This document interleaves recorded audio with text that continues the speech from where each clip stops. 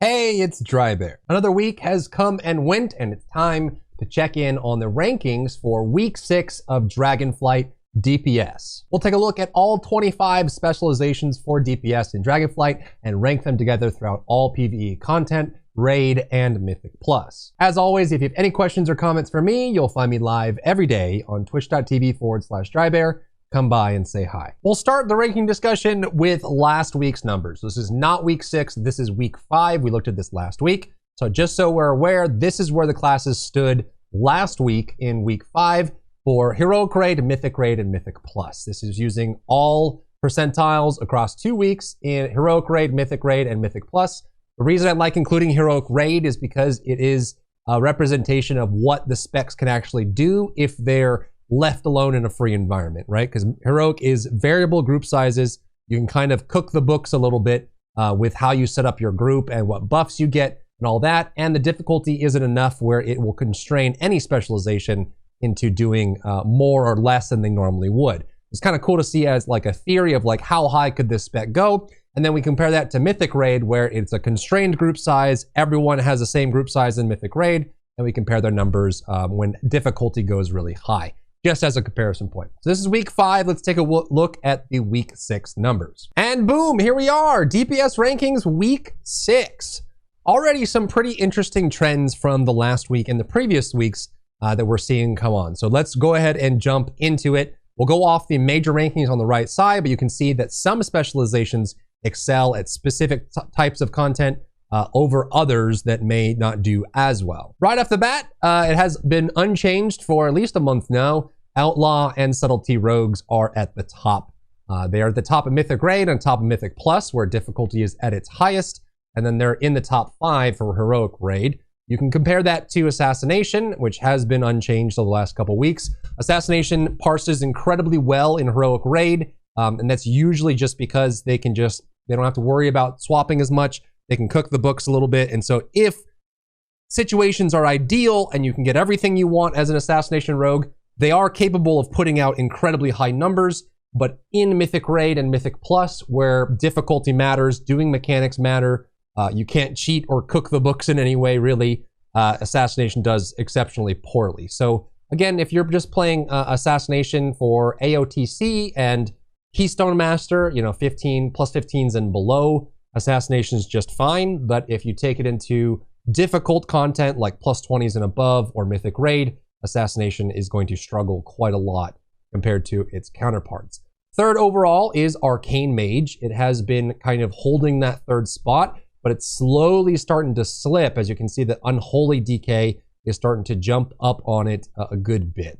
Arcane parses the highest this week over all DPS classes in Heroic Raid. So if they're allowed to stand there in their circle of power and hit all their buttons and not do mechanics and do whatever they want, Arcane can parse like an absolute beast. But when they have to move and do other mechanics, they're actually not quite as good in Mythic Raid. They've actually been slipping quite a lot in Mythic Raid. They were in the top 5 for Mythic Raid for a long time, and they've slowly been kind of jumping down on that marker. You'll see Retribution and Devastation in the top 4 this week for Mythic Raid. That is unheard of.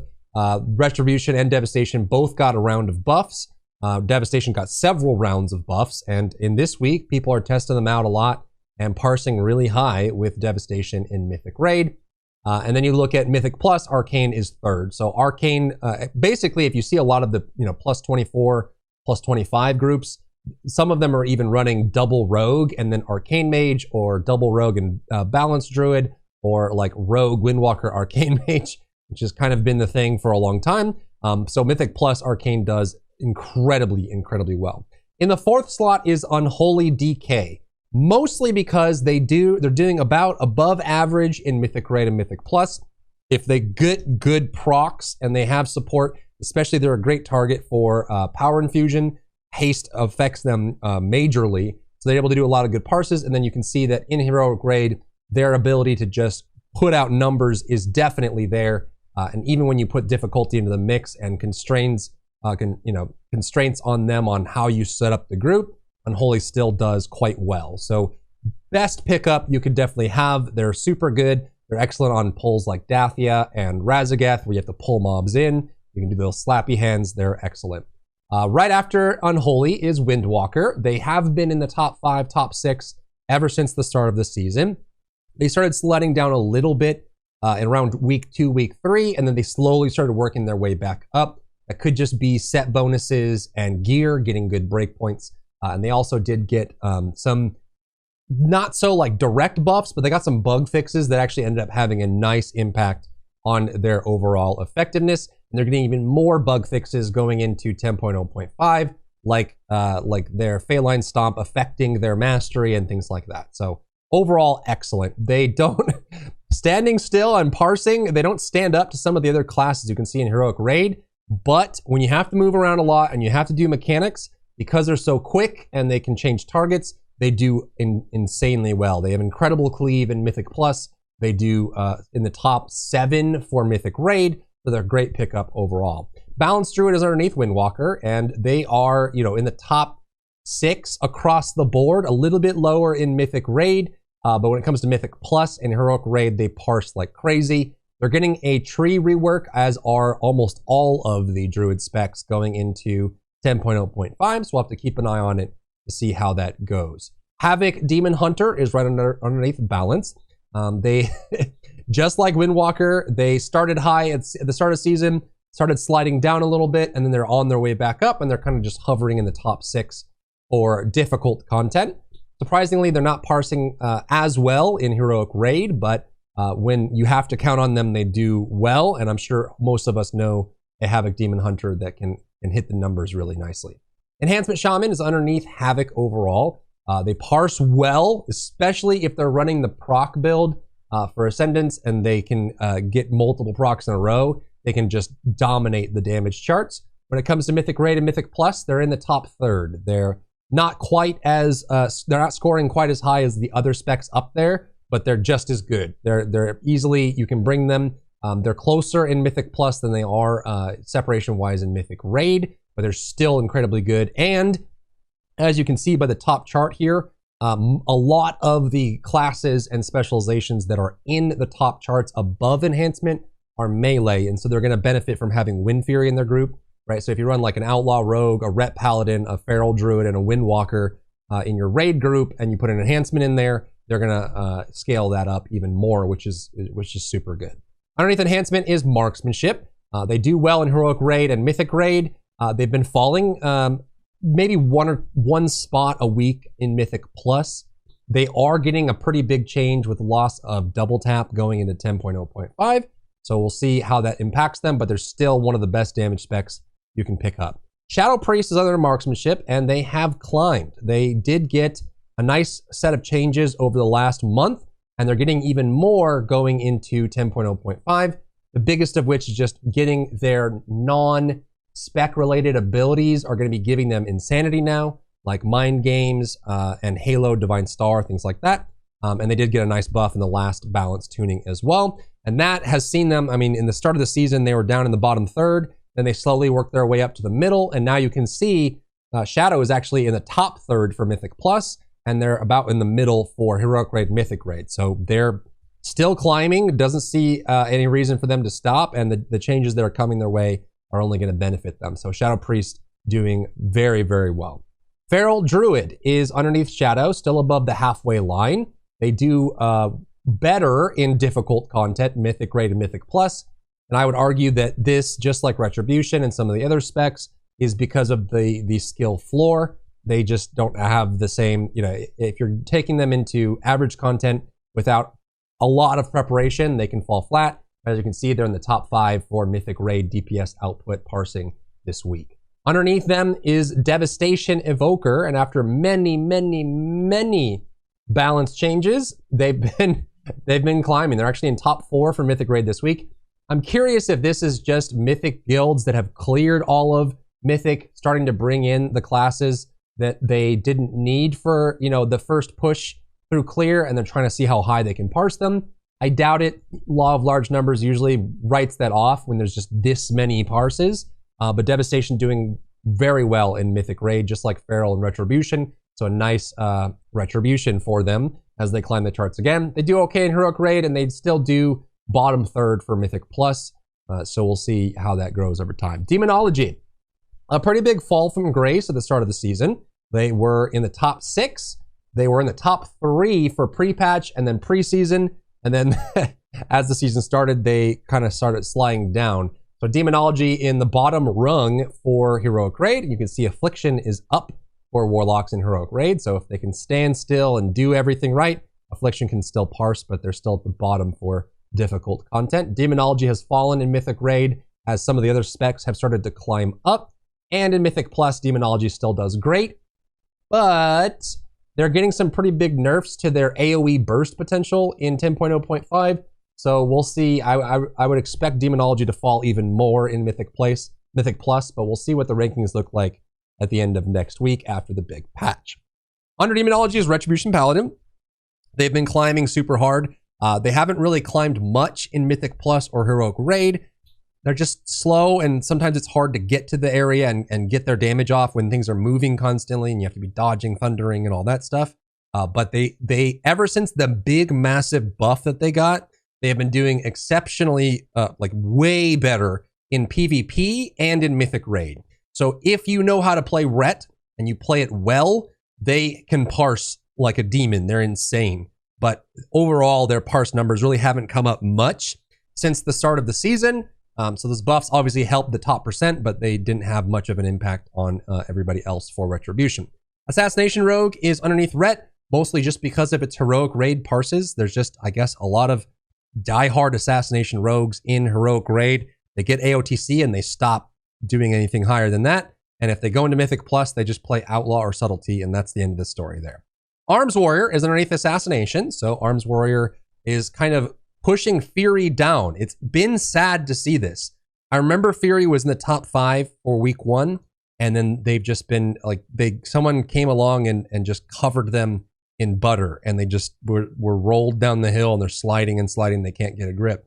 They're getting some nice changes. Arms is getting some nice changes in 10.0.5. I would expect both specs to climb up higher than they are right now in 10.0.5, but we'll have to see how that is affected. Frost DK is still in the gutter for Heroic Raid. They have come up a lot in Mythic Raid. They are quite gear dependent, so it depends on how fast you can do your 3-key rotation with Frost DK. And then as they get faster and faster, they're able to get through it quicker and their damage goes higher. They're actually outparsing Unholy DK this week in Mythic Raid, which is pretty cool to see. And then in Mythic Plus, Unholy beats them out in that category. Underneath Frost DK is Destruction Warlock. They saw a massive buff in the previous class tuning, which did have an impact. Affliction and Destruction were actually tying for the bottom of the barrel in all content. And since the buffs for Affliction and Destruction, they shot up a lot in Heroic Raid. And then Destruction shot up a ton in Mythic Plus. Over the last 2 weeks, since they got that tuning, Destruction is actually looking pretty good in Mythic Plus, being slightly above average, even beating out the likes of Unholy and Marksmanship this week. So if you're a Destruction Warlock, Mythic Plus seems to be a good home, but they're still struggling in Raid overall. Fairy Warrior is underneath Destruction for the same reason that Arms is there. And honestly, I don't know if I've had a smoking gun reason as to why Fury keeps dropping lower and lower. Typically, Fury Warriors scale with gear, but maybe their set bonus just sucks and it's not doing enough. Or maybe they just have their breakpoints are just not worth getting, or their stat distribution's wrong or something, but they're actually getting worse over time than getting better. And historically, in most seasons, Fury Warriors get better as their gear gets better. So it could just, my best guess is that their set bonus isn't as good as other specs set bonus, or they're just not scaling well. Elemental Shaman towards the bottom this week. They are also one of those, they were in the top half for most of season 1. Now that we're kind of like halfway through and we have the Catalyst coming up, Elemental has been dropping quite a lot, just like Fury. They've just been struggling, and it's possible that the same thing, they just don't have a good set bonus, or they're not scaling well with good gear, but they've just been kind of slowly creeping down the charts. Now they're now in the bottom 3 where they used to be in the top 3rd. So they're not looking as good. Same thing goes for Beast Mastery. Beast Mastery started the season really high, although typically, to be fair, Beast Mastery is kind of the reverse, where they start the season really high and they slowly slip down as some of the better scaling classes get better gear. They start to scale less well, and then usually the BM hunters will switch over to marksmanship later in the season. But they're still parsing okay, but in difficult content, they're just not succeeding as well as they used to, or as well as most of the other specs in the game. Affliction Warlock is now officially beating Survival, Fire, and Frost on the overall chart. So they got some nice buffs. So Destruction and Affliction jumped up the charts because of the buffs. Survival, Hunter still struggling down there at the bottom. And that's true across all content. They do okay in Heroic Raid, but you know, it's still not the best. And lastly, we have Fire and Frost Mage towards the very bottom, left alone to their own devices to just parse. Fire and Frost Mage are the two lowest parsing specs in the entire game as of week 6, which tells you that, you know, good players, when you go into Mythic Raid and Mythic Plus, when they're min-maxed, everything's perfect and theory crafted and simulated, then they do slightly better than the worst in the game. But when they're just there to parse and they can cook the books, they're just not putting out enough damage numbers. So we'll see what happens in 10.0.5. I have a feeling not much is going to. They're probably still going to be at the bottom. And if you play Fire or Frost, people may want you just to switch to Arcane. But hopefully not. I don't know. There's a pretty big gap between Fire, Frost Mage, Survival, Hunter, Affliction, Warlock, and say things like Outlaw Rogue, Subtlety Rogue, Arcane Mage overall. But that's the week numbers for week 6. Let me know what surprised you, what trends you're spotting down below. I'm just one set of eyes and one set of gray matter. So if there's something you see based on last week to this week and the prior weeks as well, let me know in the comments. And that's going to be it for me today. I hope you enjoyed. As always, if you have any questions or comments for me, you'll find me live every day on twitch.tv/Drybear. Come by and say hi. If you enjoyed yourself today, leave a like down below. You can support me and my work on Patreon and view Patreon exclusive content, link in the description. Thank you so much for tuning in, and I'll see you in the next one.